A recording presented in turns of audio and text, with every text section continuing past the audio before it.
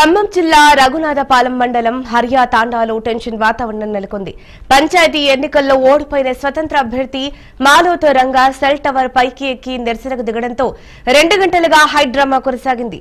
ఎన్నికల్లో భారీగా ఖర్చు పెట్టిన సుకిని తాండాలో రిగ్గింగ్ చేసి ప్రత్యర్థులు గెలిచారని రంగా ఆరోపించారు. శబరిమల వెళ్లిన వారి పేర్లతో పాటు ఊర్లో లేని వారి ఓట్లు కూడా వేశారని ఘాటుగా ఆరోపించారు. రంగా టవర్ దిగేందుకు ససేమిరా అంటుండగా ఘటనా స్థలానికి చేరుకున్న పోలీసులు కుటుంబ సభ్యులు కిందకి దింపేందుకు ప్రయత్నించారు.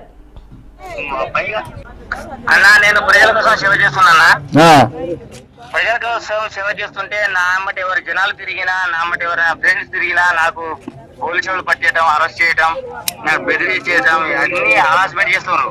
అయినా కూడా నేను తట్టుకొని బయట తిరుగుతున్నా. వాళ్ళ కోసం నేను వాళ్ళ రూపాయి ఆశించట్లే. నా సొంత డబ్బుతో సొంతం ఊరు బాగుపడాలి, నేను మంచిగా ఉండాలి, నా పేరు నాకు తిరుగుతుంటే వాళ్ళు పైగా ఎలక్షన్ వచ్చే టైంలో నేను ఇండిపెండెంట్ అభ్యర్థిగా పోటీ చేసిన. నాకు ఏజెంట్ పెట్టాలని పెట్టినట్లే, ఇప్పుడు దగ్గర కూడా రానియట్లే, లోపల రావడం ఎలవలేదు. నాకు నేను ఆల్రెడీ అది ఏజెంట్ అంటారు, అది తీసుకున్నా కూడా నాకు ఎలవ చేయట్లేదు సరిగా.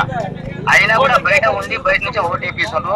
అది మా పంచాయతీ బూతులు తీసుకెళ్లి సుకుని తండాలు ఎందుకు పెట్టారు? 2 బూతులు అక్కడ దొంగోట్లు పడ్డాయి. శబరిమలలో కొంతమంది ఉన్నారు, వాళ్ళ ఎగ్జామ్ రైడర్ కొంతమంది పోయారు, వేరే ఇతర రాష్ట్రాల్లో కొంతమంది ఉన్నారు. వాళ్ళు ఓట్లు అందరూ వేశారు.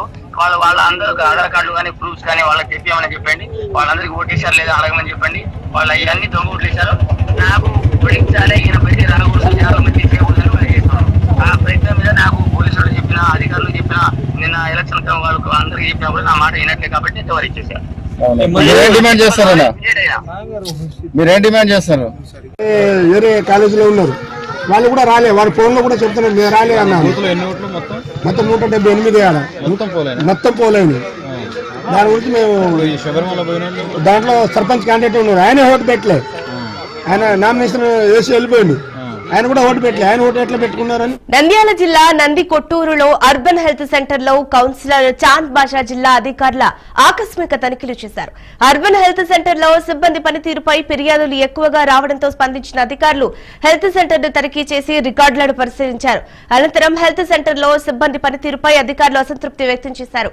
1,10,00,00,000 రూపాయలతో నిర్మించిన హెల్త్ సెంటర్ లో సిబ్బంది నిర్లక్ష్యం వల్ల ప్రజలకు అందాల్సిన సేవలు అందడం లేదని కౌన్సిలర్ చాంద్ బాషా ఆవేదన వ్యక్తం చేశారు. ఇకపై ప్రజలకు సేవలు అందకపోతే చర్యలు తప్పవని కౌన్సిలర్ హెచ్చరించారు.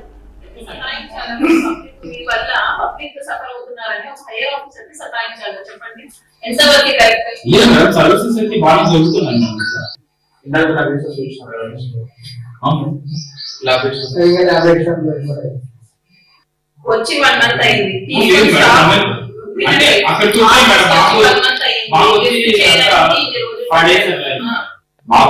చేసుకోవడానికి ఎన్ని రోజులు పెట్టుకున్నారు? మళ్ళీ వచ్చిన వెంటనే ఇవ్వాలి. మీ రెస్పాన్సిబిలిటీ అన్న. ఏ స్టాక్ కూడా ఉన్నది. ఇప్పుడు మీరు వచ్చినారు, మీరు ఎప్పటి నుంచి ల్యాబ్ టెక్నీషియన్ ఇప్పుడు ఫార్మసిస్ట్ ఎప్పుడు వచ్చినారంటే 3 మంత్స్ నుంచి ఇప్పుడు హ్యాండ్ ఓవర్ చేయలేదు మీరు. అంటే మీరు ఎన్ని రోజులు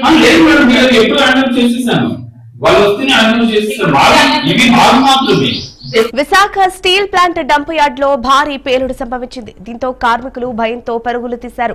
ఘటనపై కార్మికులు ఫైర్ సిబ్బందికి సమాచారం అందించడంతో ఘటనా స్థలానికి చేరుకుని అగ్నిమాపక సిబ్బంది మంటలను అదుపు చేశారు. కొద్దిసేపటికే మంటలు అదుపులోకి రావడంతో కార్మికులు ఊపిరి పీల్చుకున్నారు. ఘటనపై అధికారులు ఆరా తీస్తున్నారు.